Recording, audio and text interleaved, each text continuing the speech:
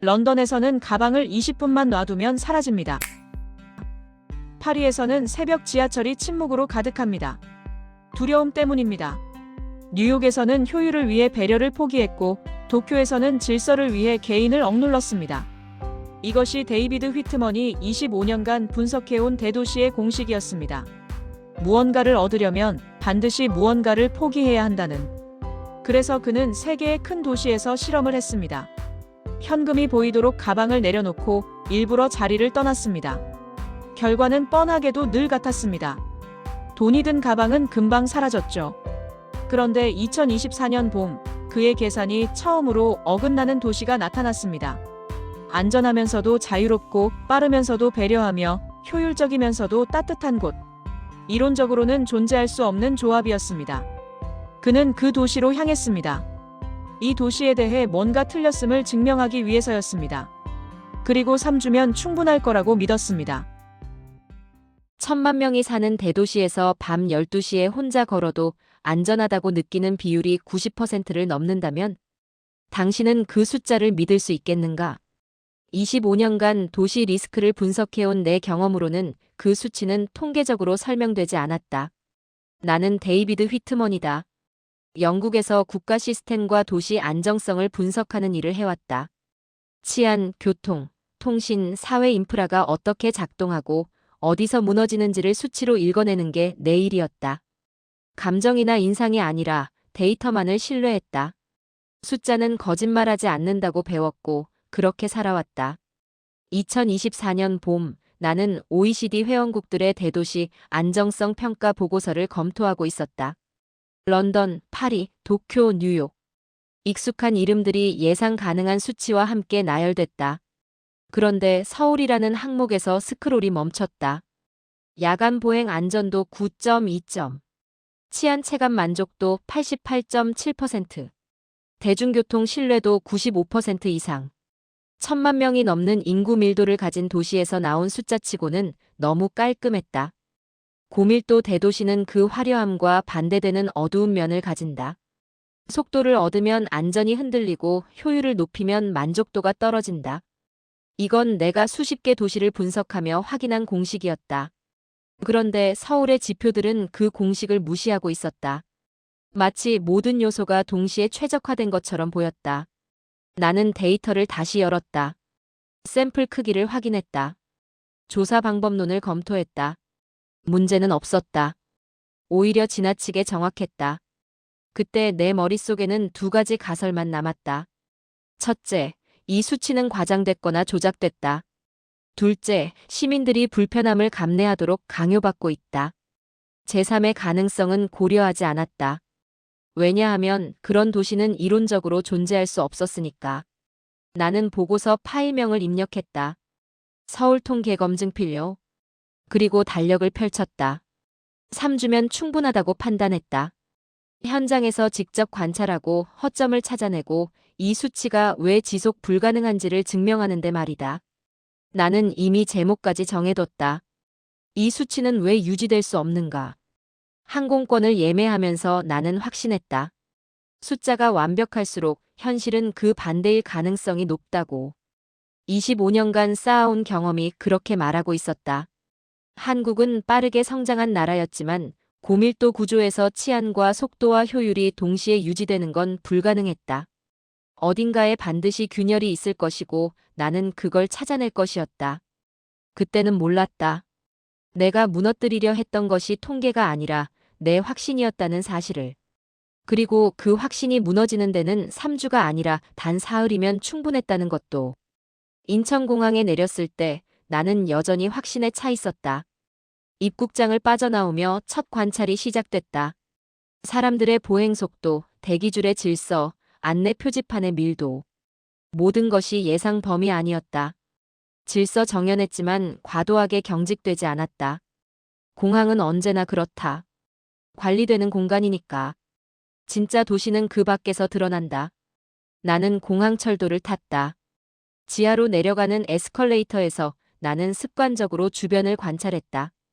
핸드폰에 집중한 사람들, 캐리어를 끄는 여행객들, 피곤한 표정의 직장인들. 평범했다. 지나치게 평범했다. 그게 오히려 이상했다. 열차 안에서 나는 자리에 앉지 않고 서서 관찰했다. 1,000만 명이 사는 도시의 대중교통이라면 긴장이 있어야 했다. 소매치기를 경계하는 움직임, 소지품을 꽉 쥔 손, 낯선 사람과의 거리두기. 그런데 여기선 그런 게 보이지 않았다. 사람들은 그냥 앉아 있거나 서 있었다. 가방을 바닥에 내려놓은 사람도 있었다. 아무도 신경 쓰지 않았다. 나는 속으로 생각했다. 아직 이르다. 이건 낮이고 관리된 노선이고 관광객도 많다. 진짜 테스트는 따로 있다. 서울역에 도착했다. 나는 호텔 체크인을 마치고 곧바로 거리로 나왔다. 오후 3시. 실험을 시작하기 좋은 시간이었다. 나는 25년간 수십 개 도시를 분석하면서 하나의 원칙을 배웠다. 사람은 법이나 도덕이 아니라 기회 앞에서 본성을 드러낸다. 아무리 질서 정연한 사회라도 유혹이 충분하고 처벌 가능성이 낮으면 일정 비율의 사람들은 흔들린다. 이건 통계적 사실이다. 그래서 나는 의도적으로 취약한 상황을 만들었다. 명동 입구 근처 사람들이 많이 지나다니지만 CCTV 사각지대로 보이는 벤치를 골랐다. 그곳에 내 가방을 놓았다. 겉으로 보기에 감나가 보이는 가방. 지퍼는 반쯤 열어뒀다. 안에 지갑이 보이도록. 그리고 나는 10m 떨어진 카페 창가에 앉아서 지켜봤다. 내 예상은 명확했다. 10분에서 15분 사이 누군가 시선을 보낼 것이다. 20분에서 30분 사이 접근하거나 주변을 살필 것이다. 1시간 이내 가방은 사라지거나 최소한 뒤져질 것이다. 파리에서 했던 동일한 실험은 18분 만에 끝났었다. 10분이 지났다. 사람들이 지나갔다. 몇몇은 가방을 봤다. 그리고 그냥 지나쳤다. 20분이 지났다. 여전히 아무 일도 일어나지 않았다. 한 중년 여성이 가방 앞에서 잠깐 멈춰섰다. 내 시선이 집중됐다. 그녀는 가방을 힐끗 보더니 주변을 둘러봤다. 주인을 찾는 것 같았다. 그리고 그냥 갔다. 30분이 지났다. 나는 커피를 다 마셨다. 가방은 여전히 그 자리에 있었다. 건드린 사람이 없었다. 이상했다. 통계적으로 설명되지 않았다. 나는 자리에서 일어나 가방을 회수했다. 그리고 생각했다. 운이 좋았을 뿐이다. 샘플이 하나뿐이면 의미가 없다. 나는 장소를 옮겼다. 이번엔 좀 더 복잡한 골목. 관광객보다 현지인이 많아 보이는 곳. 동일한 실험을 반복했다. 결과는 같았다. 해가 지기 시작했다. 나는 세 번째 장소로 이동했다. 이번엔 가방이 아니라 핸드폰을 벤치에 놓았다. 화면이 켜진 상태로. 더 즉각적인 유혹. 아무도 가져가지 않았다. 오히려 지나가던 한 남학생이 핸드폰을 집어들어서 벤치 안쪽으로 밀어놨다. 떨어질까봐. 그때 나는 처음으로 계획에 없던 감정을 느꼈다. 당혹감이었다. 이건 친절의 문제가 아니었다. 3번 연속 같은 결과가 나온다는 건 우연이 아니라는 뜻이었다. 뭔가 내가 이해하지 못한 변수가 작동하고 있었다. 나는 호텔로 돌아가지 않았다. 대신 밤을 기다렸다. 낮의 질서는 연출일 수 있다. 진짜 도시는 밤에 드러난다. 25년 경력이 그렇게 말하고 있었다. 그래서 나는 밤 10시 다시 명동으로 향했다. 이번엔 가방이 아니라 지갑을 떨어뜨리기로 했다. 현금과 카드가 들어있는 진짜 지갑을. 그리고 그날 밤 나는 내 이론이 처음으로 흔들리는 걸 느꼈다. 밤 10시. 나는 명동 한복판 벤치에 지갑을 떨어뜨렸다. 안에는 현금 20만 원과 신용카드, 신분증이 들어있었다. 낮의 실험과는 다른 조건이었다. 밤은 도시의 본성을 드러낸다. 감시가 느슨해지고 사람들의 경계심이 낮아지고 기회주의적 행동이 증가하는 시간. 내가 분석해온 모든 대도시에서 야간 범죄율은 주간의 3배에서 5배였다. 나는 10m 떨어진 곳에서 지켜봤다. 사람들이 지나갔다. 젊은 커플, 친구들끼리 온 무리, 혼자 걷는 직장인. 누군가 지갑을 봤다. 멈춰섰다. 집어들었다.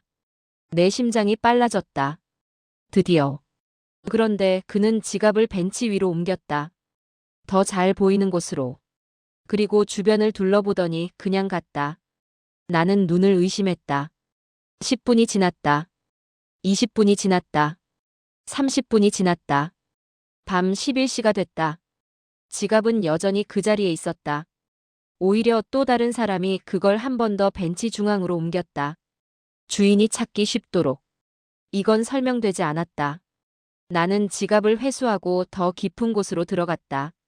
관광지역이 아닌 주택가 골목. 가로등이 듬성듬성한 곳. 새벽 12시가 넘어가는 시간. 내가 아는 대도시의 공식은 이랬다. 이 시간, 이런 장소에서는 사람들이 시선을 회피한다. 보행 속도가 빨라진다. 뒤를 돌아본다. 누군가와 마주치지 않으려 한다. 취약함을 드러내지 않으려 애쓴다. 이게 야간 도심의 생존 본능이다. 그런데 서울의 밤은 달랐다. 골목을 걷는 사람들에게서 공포의 흔적이 보이지 않았다. 한 여성이 이어폰을 끼고 천천히 걸어갔다. 주변을 경계하지 않았다. 위험을 피하려는 몸짓이 아니라 일상을 유지하는 움직임이었다. 편의점에서 나온 학생은 핸드폰을 보며 느릿하게 걸었다. 급하게 집으로 향하는 게 아니었다. 그냥 밤 산책을 하는 것 같았다. 나는 멈춰서서 생각했다. 이건 뭔가 잘못됐다. 통계적으로 설명되지 않는다. 새벽 1시. 나는 홍대 근처로 이동했다. 술집이 밀집한 지역. 취객들이 있을 거라고 예상했다. 그리고 예상은 맞았다. 한 남성이 건물 벽에 기대 비틀거렸다. 완전히 취해 있었다. 그의 주머니에서 핸드폰이 반쯤 빠져나와 있었다. 가방은 바닥에 널브러져 있었고 지갑이 보였다. 나는 숨을 죽이고 지켜봤다. 이건 내가 예상했던 장면이었다. 취약한 대상, 노출된 소지품, 감시가 느슨한 시간. 대도시의 가장 어두운 선택이 나오는 순간. 몇 명이 지나갔다. 힐끗 봤다. 그리고 지나쳤다. 한 젊은 남성이 멈춰 섰다. 취객에게 다가갔다. 내 시선이 집중됐다. 그가 뭔가 집어들었다. 핸드폰이었다. 그리고 그는 그걸 취객의 가방 안쪽 깊숙이 넣었다. 떨어지지 않도록. 그리고 취객을 흔들어 깨웠다. 말을 걸었다. 괜찮냐고 묻는 것 같았다. 취객은 중얼거렸다. 그 남성은 잠시 망설이더니 근처 편의점으로 들어가서 물을 사왔다. 취객에게 건넸다. 그리고 갔다. 5분 후 또 다른 사람이 멈춰 섰다. 이번엔 중년 여성이었다. 그녀는 취객 옆에 쪼그려 앉아 가방을 정리해줬다. 지퍼를 잠갔다. 그리고 취객의 어깨를 토닥이며 뭐라고 말했다. 집에 가라는 말인 것 같았다. 아무도 가져가지 않았다. 개입은 있었지만 약탈은 없었다. 나는 그 자리에 한참 서 있었다. 이건 통제의 결과가 아니었다. CCTV 때문도 아니었다. 주변에 경찰이 있어서도 아니었다. 처벌이 무서워서도 아니었다. 이건 그냥 기본값이었다. 사람들은 당연하다는 듯이 그렇게 행동했다. 나는 호텔로 돌아왔다. 새벽 3시였다. 노트북을 열었다. 서울 통계 검증 필요라는 파일을 봤다. 그리고 아무것도 쓸 수 없었다. 25년간 나는 숫자를 믿어왔다. 그리고 그 숫자가 현실과 맞지 않으면 현실이 틀렸다고 생각했다. 그런데 지금 나는 반대의 가능성을 처음으로 고려하기 시작했다. 내 이론이 틀렸을 가능성. 아직 인정하고 싶지 않았다. 이건 단지 사흘간의 관찰이었다. 샘플이 작았다. 운이 좋았을 수도 있었다. 서울이 특별한 게 아니라 내가 특별한 상황만 봤을 가능성도 있었다. 나는 스스로를 설득하려 했다. 아직 이르다고. 더 관찰해야 한다고. 밤에도 작동하는 무언의 규칙이 있다는 건 인정하지만 그게 전부는 아닐 거라고. 그런데 노트북 화면에 비친 내 얼굴은 확신에 차 있지 않았다. 그날 밤 내 계산에 균열이 생겼다. 다음 날 아침 나는 일부러 일찍 일어났다. 밤의 경험을 예외로 분류하기로 했다. 문화적 특성일 수 있다. 한국 사람들이 유난히 친절한 것일 수 있다. 집단주의 사회라서 타인에게 개입하는 걸 당연하게 여길 수도 있다. 이건 구조가 아니라 사람의 문제일 거라고. 나는 그렇게 스스로를 설득했다. 그런데 한 가지 의문이 남았다. 만약 정말 사람이 좋은 나라라면 효율은 떨어져야 한다. 친절과 속도는 트레이드 오프 관계니까. 배려하려면 시간이 걸린다. 누군가를 도우려면 자기 일정을 희생해야 한다. 그게 내가 아는 공식이었다. 그래서 나는 출근 시간을 관찰하기로 했다. 오전 8시. 나는 서울역 지하철 2호선 플랫폼에 서 있었다. 사람들이 쏟아져 들어왔다. 엄청난 밀도였다. 도쿄나 런던의 출근 시간과 비슷했다. 아니, 어쩌면 더 많았다. 그런데 이상했다. 혼란이 없었다. 사람들은 빠르게 움직였지만 부딪히지 않았다. 서로를 밀지 않았다. 계단을 오르내릴 때 자연스럽게 좌우로 나뉘었다. 누가 지시한 것도 아닌데. 그냥 흘러갔다. 나는 개찰구를 지켜봤다. 런던에서는 이 지점에서 항상 병목이 발생한다. 교통카드를 찾느라 멈추는 사람, 잔액이 부족해서 당황하는 사람, 방향을 헷갈려 하는 사람. 그런데 여기선 아무도 멈추지 않았다. 모두가 카드를 미리 꺼내 들고 있었다. 태그하고 지나갔다. 0.5초도 안 걸렸다. 흐름이 끊기지 않았다. 수백 명이 지나가는데 정체가 없었다. 열차가 도착했다. 문이 열렸다. 내리는 사람이 먼저였다. 아무도 밀고 들어가지 않았다. 내리는 사람이 다 나간 후 타는 사람이 움직였다. 순서가 있었다. 명시적 규칙이 아니라 암묵적 합의처럼. 열차 안은 붐볐지만 소란스럽지 않았다. 사람들은 핸드폰을 보거나 눈을 감았다. 통화하는 사람이 없었다. 큰 소리로 떠드는 무리도 없었다. 조용했다. 1000명이 넘는 사람이 같은 공간에 있는데 도서관처럼 조용했다.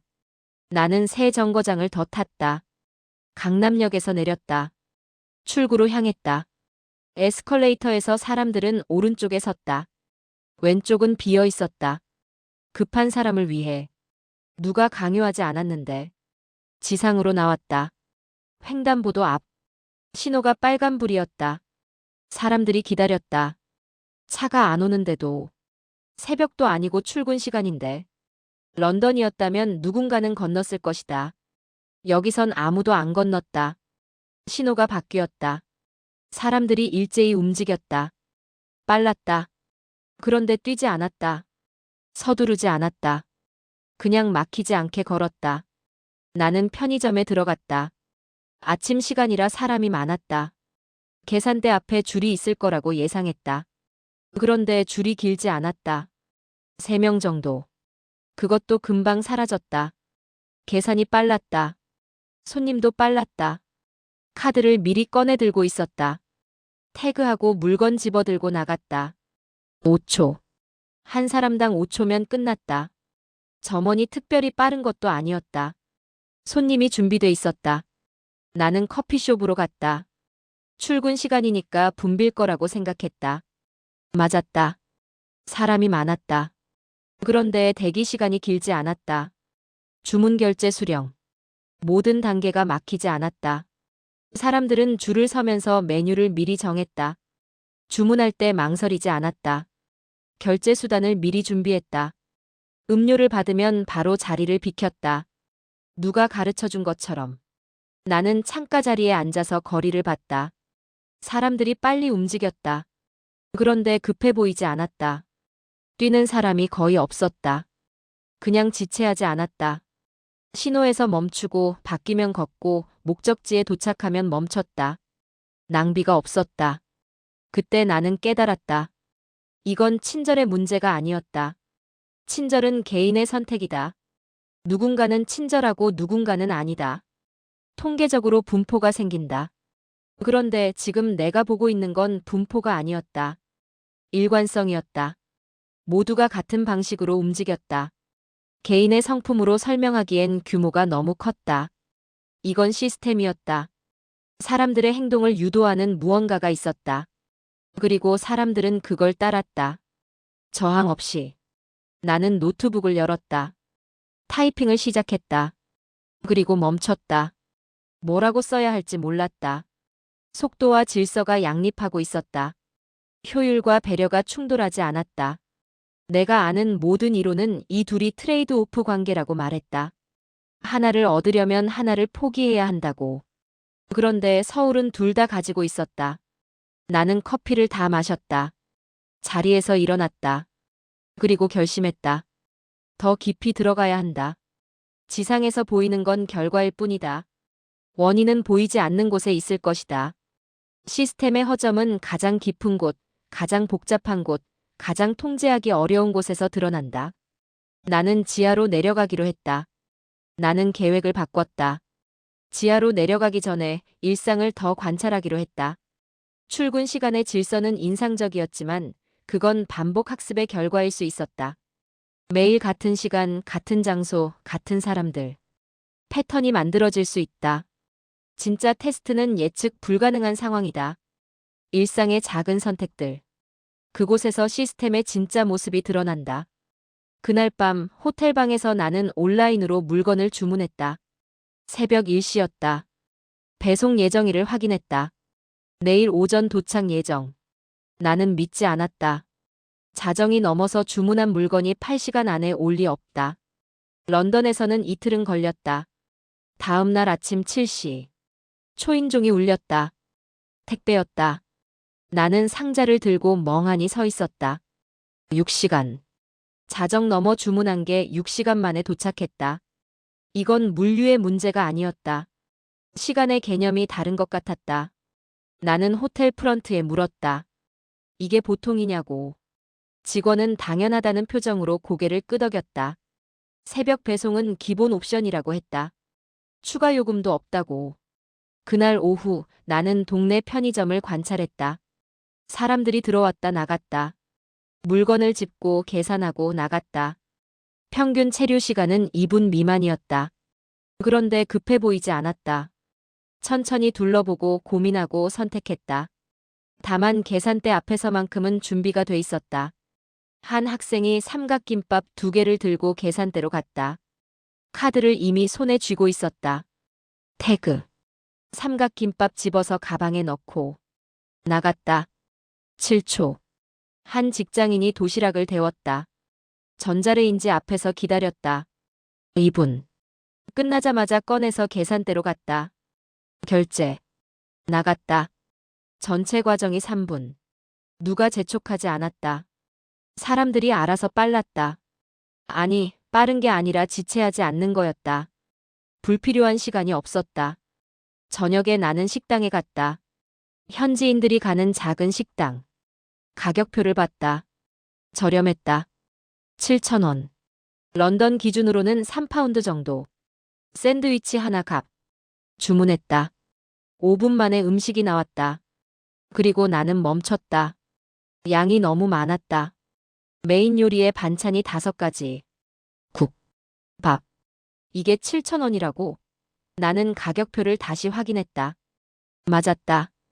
밥을 먹기 시작했다. 반찬 하나를 다 먹었다. 주인이 다가와서 그 접시를 가져갔다. 그리고 리필해서 다시 갖다 놨다. 내가 요청하지 않았는데. 나는 당황했다. 이건 추가 요금이 붙을 거라고 생각했다. 식사를 마치고 계산할 때 물었다. 리필 비용이 얼마냐고. 주인이 고개를 갸웃했다. 무슨 말이냐는 표정이었다. 기본이라고 했다. 나는 밖으로 나왔다. 계산이 맞지 않았다. 가격 대비 제공량이 과도했다. 이익률이 남지 않을 것 같았다. 어떻게 장사가 되는 건지 이해가 안 됐다. 다음 날 나는 다른 식당을 시도했다. 이번엔 좀 더 비싼 곳. 12,000원. 결과는 같았다. 양이 많았다. 반찬 리필이 됐다. 서비스가 친절했다. 계산이 명확했다. 나는 일주일 동안 5곳의 식당을 갔다. 모두 같았다. 가격은 저렴했고 양은 많았고 리필은 기본이었다. 손님을 쥐어짜지 않았다. 이상했다. 자본주의 사회에서 이익을 극대화하지 않는 선택이 반복된다는 게. 어느 날 밤 나는 약국에 갔다. 두통약이 필요했다. 약사에게 말했다. 약사는 약을 꺼내더니 물었다. 여행 중이냐고. 그렇다고 했다. 그랬더니 약을 2배로 줬다. 가격은 그대로였다. 여행 중에 아프면 힘드니까 여유분을 가지고 다니라고 했다. 나는 계산대 앞에서 멈췄다. 이건 장사가 아니었다. 이익 계산이 아니었다. 그냥 배려였다. 그날 밤 호텔방에서 나는 노트북을 열었다. 타이핑을 시작했다. 그리고 지웠다. 다시 썼다. 다시 지웠다. 설명할 수 있는 단어가 없었다. 이건 친절이 아니었다. 친절은 선택적이다. 기분에 따라, 상황에 따라, 사람에 따라 달라진다. 그런데 여기선 일관적이었다. 모든 곳에서 모든 사람이 같은 방식으로 행동했다. 이건 문화도 아니었다. 문화는 느슨하다. 지키는 사람도 있고 안 지키는 사람도 있다. 그런데 여기선 예외가 없었다. 이건 규칙도 아니었다. 규칙은 명시적이다. 어기면 처벌받는다. 그런데 여기선 처벌 장치가 보이지 않았다. 사람들은 그냥 그렇게 했다. 나는 창밖을 봤다. 밤 11시. 거리에 사람들이 있었다. 걷고 있었다. 급하지 않게. 두려워하지 않게. 배달 오토바이가 지나갔다. 빨랐지만 위험하지 않았다. 신호를 지켰다. 편의점 불이 켜져 있었다. 24시간. 언제나 열려 있었다. 언제나 같은 서비스. 언제나 같은 속도. 그때 나는 처음으로 인정했다. 기적은 드물어야 한다. 하지만 이 도시에선 반복되고 있었다. 매일 모든 곳에서 모든 사람에게. 이건 우연이 아니었다. 행운도 아니었다. 이건 구조였다. 그리고 나는 그 구조를 아직 이해하지 못했다. 나는 마지막 가설을 세웠다. 지상은 관리된다. 사람들의 눈이 있고 가게가 있고 CCTV가 있다. 질서가 유지될 수 있다. 하지만 지하는 다르다. 깊어질수록 통제는 느슨해진다. 연결은 끊어진다. 그곳에서 시스템의 한계가 드러날 것이다. 나는 지하철을 탔다. 단순히 이동 수단으로가 아니라 관찰 대상으로. 2호선에서 9호선으로 환승했다. 지하 3층. 사람들이 빠르게 움직였다. 에스컬레이터, 통로, 플랫폼. 모든 곳에서 흐름이 끊기지 않았다. 여기까지는 예상 범위였다. 환승역은 중요한 거점이니까. 관리가 집중될 수밖에 없다. 나는 더 깊이 내려갔다. 신분당선. 지하 5층.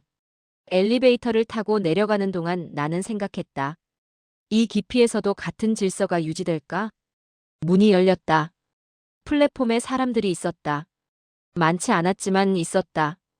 그들은 지상과 똑같이 행동했다. 선 앞에 줄을 섰다. 내리는 사람을 먼저 보냈다. 조용히 탔다. 나는 핸드폰을 꺼냈다. 신호를 확인했다. 오지. 풀바. 지하 5층에서. 런던의 지하철은 지하 2층만 내려가도 신호가 끊긴다. 파리도 마찬가지다. 뉴욕은 일부 구간에서만 와이파이가 된다. 그것도 느리다. 지하는 단절된 공간이다. 그게 당연했다. 그런데 여기선 끊기지 않았다. 열차가 움직였다. 터널 안. 나는 계속 핸드폰을 봤다. 신호가 유지됐다. 영상이 재생됐다. 버퍼링이 없었다. 메시지를 보냈다. 즉시 전송됐다. 강남역에서 내렸다. 지하 쇼핑몰로 들어갔다. 지하 2층. 상점들이 있었다. 카페, 편의점, 옷가게. 지상과 똑같은 밀도. 똑같은 서비스. 나는 카페에서 커피를 주문했다. 카드 결제. 즉시 승인. 지하에서. 통신이 끊기지 않았다. 앉아서 와이파이를 연결했다. 공공 와이파이. 속도를 테스트했다. 50mbps. 지하에서. 이건 런던의 많은 지상 카페보다 빨랐다. 나는 자리에서 일어나 더 깊은 곳으로 갔다. 코엑스 지하. 미로 같은 통로. 지하 3층까지 내려갔다. 여기도 사람들이 있었다. 걷고 쇼핑하고 앉아서 쉬고 있었다. 핸드폰 신호. 여전히 풀바. 영상 통화를 시도했다. 연결됐다. 화질이 선명했다. 끊김이 없었다. 나는 멈춰섰다. 이건 편의의 문제가 아니었다. 지하 깊숙한 곳까지 통신을 연결한다는 건 엄청난 비용이 든다. 투자 대비 수익이 나오지 않는다. 대부분의 국가는 하지 않는다. 필수가 아니니까. 그런데 여기선 했다. 그리고 유지하고 있었다. 저녁 8시. 나는 다시 지하철을 탔다. 이번엔 가장 먼 종점까지 가보기로 했다. 1호선. 인천 방향. 도심에서 멀어질수록 서비스가 떨어질 거라고 예상했다. 40분을 탔다. 주안역에서 내렸다. 지하철 내내 신호가 유지됐다. 종점 근처에서도 끊기지 않았다. 역에서 나왔다. 주변을 둘러봤다. 도심이 아니었다. 주택가에 가까웠다. 그런데 편의점이 있었다. 24시간. 지하철역과 연결돼 있었다. 들어가 봤다. 도심의 편의점과 똑같았다. 같은 물건, 같은 가격, 같은 서비스. 위치에 따른 차등이 없었다. 나는 지하철을 타고 다시 서울로 돌아왔다. 밤 10시. 9호선 급행을 탔다. 속도가 빨랐다. 그런데 신호가 끊기지 않았다. 시속 80km로 달리는 지하 터널에서 영상이 재생됐다. 나는 핸드폰을 내려놓고 생각했다. 이건 기술의 문제가 아니었다. 기술은 있으면 된다. 문제는 선택이었다. 어디까지 연결할 것인가? 누구에게까지 제공할 것인가? 얼마나 균질하게 유지할 것인가? 대부분의 국가는 차등을 둔다. 도심은 빠르고 외곽은 느리다. 지상은 연결되고 지하는 끊긴다. 부유층은 좋은 서비스를 받고 그렇지 않은 사람은 기본만 받는다. 이게 효율적이다. 비용을 줄일 수 있다. 그런데 서울은 그렇게 하지 않았다.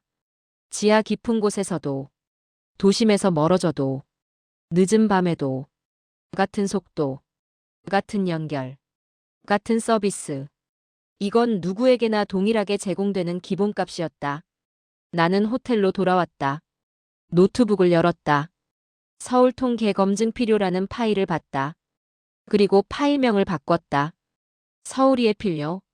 3주 계획은 의미가 없었다. 나는 반증을 찾으러 왔지만 반증을 만들 수 없었다.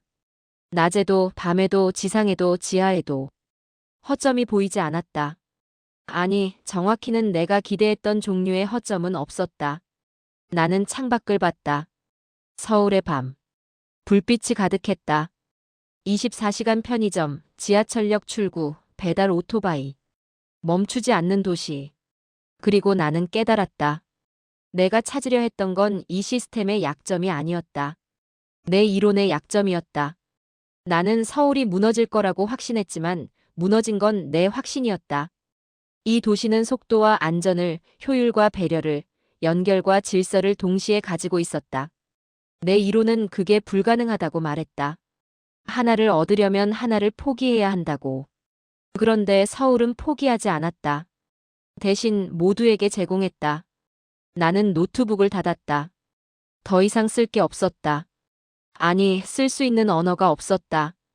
분석가로서의 내 언어는 여기서 멈췄다. 그날 밤 나는 항복 직전에 서 있었다. 다음 날 아침 나는 노트북을 열지 않았다. 보고서를 쓸 수 없었다. 이 수치는 왜 유지될 수 없는가라는 제목은 이제 의미가 없었다. 수치는 유지되고 있었다. 그것도 내가 목격한 것보다 더 견고하게. 나는 2주 동안 서울을 관찰했다. 낮과 밤, 지상과 지하, 도심과 외곽. 모든 곳에서 같은 패턴이 반복됐다. 속도는 빨랐지만 무례하지 않았다. 안전은 유지됐지만 억압적이지 않았다. 연결은 끊기지 않았지만 감시받는 느낌은 없었다. 내가 찾으려 했던 허점은 없었다. 아니, 내가 이해할 수 있는 방식의 허점은 없었다. 나는 25년간 쌓아온 분석 틀로 이 도시를 설명할 수 없었다. 고밀도는 혼란을 만든다. 속도는 안전을 희생한다. 효율은 따뜻함을 잃는다. 이게 내가 배운 공식이었다. 그런데 서울은 이 공식을 따르지 않았다. 처음엔 예외라고 생각했다. 그 다음엔 착시라고 생각했다. 그 다음엔 숨겨진 대가가 있을 거라고 생각했다. 하지만 찾을 수 없었다. 이제는 인정해야 했다. 내 이론이 틀렸다는 것을. 나는 호텔 창밖을 봤다. 아침 출근 시간. 사람들이 걸어가고 있었다. 빠르지만 급하지 않게. 질서 있지만 경직되지 않게. 이게 그들의 일상이었다. 특별한 날이 아니라 평범한 화요일 아침. 나는 핸드폰을 꺼냈다. 카메라를 켰다. 보고서로는 설명할 수 없다면 보여줘야 한다고 생각했다. 텍스트로는 전달되지 않는다면 장면으로 남겨야 한다고. 나는 분석가가 아니라 증인이 되기로 했다. 다음 일주일 동안 나는 카메라를 들고 다녔다. 출근 시간 지하철. 사람들이 질서 있게 타고 내리는 장면. 밤 12시 명동. 혼자 걷는 사람들의 편안한 걸음. 지하 5층 플랫폼에서 끊기지 않는 통신. 편의점 계산대 앞 5초 결제. 식당의 반찬 리필. 새벽 배송. 취객 옆을 지나치지 않는 사람들. 나는 내레이션을 녹음했다. 처음엔 분석가의 언어로 시작했다. 통계적으로 설명되지 않는. 그런데 중간에 멈췄다. 그 언어는 맞지 않았다. 나는 다시 녹음했다. 이번엔 솔직하게. 나는 이 도시의 통계를 무너뜨리러 왔습니다. 3주면 충분하다고 생각했습니다. 그런데 무너진 건 통계가 아니라 제 확신이었습니다. 처음으로 카메라 앞에서 패배를 인정했다. 전문가로서의 자존심을 내려놓았다. 그게 오히려 편했다. 영상을 편집했다. 길지 않게. 10분. 장면들과 내 목소리. 나는 틀렸습니다라는 문장으로 시작해서 이 도시는 제가 아는 공식을 따르지 않습니다라는 문장으로 끝났다. 업로드했다. 기대하지 않았다. 누가 보겠냐고 생각했다. 패배를 고백하는 외국인 분석가의 영상을. 그런데 반응이 왔다. 첫 댓글은 한국어였다. 번역기를 돌렸다. 인정할 줄 아는 전문가가 진짜 전문가입니다. 두 번째 댓글. 우리도 이게 당연한 줄 알았는데 특별한 거였군요. 세 번째. 감사합니다. 우리 도시를 이렇게 봐줘서. 조회수가 올라갔다. 1000, 1만, 10만. 댓글이 쏟아졌다. 한국어, 영어, 일본어, 중국어. 사람들이 공유했다. 번역했다. 반응했다. 그런데 예상과 달랐다. 비난이 없었다. 외국인이 뭘 안다고 같은 댓글이 없었다. 대신 질문이었다. 진짜 궁금해하는 질문들. 왜 이게 가능한 건가요? 다른 도시는 왜 이렇지 않은가요? 우리는 무엇을 다르게 선택한 건가요? 나는 그제야 깨달았다. 사람들은 찬사를 원하는 게 아니었다. 이해를 원했다. 자기들이 당연하게 여기던 것이 왜 특별한지, 어떻게 만들어진 건지, 계속 유지될 수 있는 건지. 나는 댓글을 읽으며 생각했다. 나는 서울을 평가하러 왔다. 숫자의 진위를 가리러 왔다. 허점을 찾아내러 왔다. 그런데 결국 배우고 있었다. 이 도시가 완벽해서가 아니었다.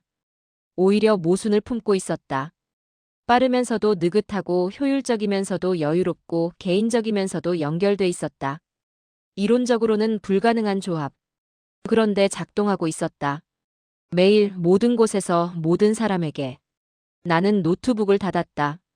이제 보고서는 쓰지 않을 것이다. 대신 관찰을 계속할 것이다. 분석가가 아니라 학생으로.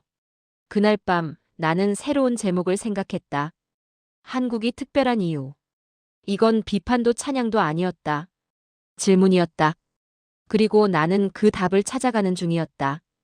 영상이 확산되면서 질문이 쏟아졌다. 어떻게 가능한가? 왜 우리 도시는 이렇지 않은가? 한국은 무엇을 다르게 했나? 나는 일주일 동안 댓글을 읽었다. 런던, 파리, 뉴욕, 도쿄. 세계 각지에서 사람들이 물었다. 단순한 찬사가 아니었다. 구조에 대한 궁금증이었다. 자기 도시와 비교하며 무엇이 다른지 찾으려는 시도였다. 그 과정에서 나는 하나의 오류를 발견했다. 사람들은 한국이 완벽해서 이렇다고 생각했다. 그게 아니었다. 한국은 완벽하지 않다. 불편함도 있고 갈등도 있고 비용도 분명히 존재한다.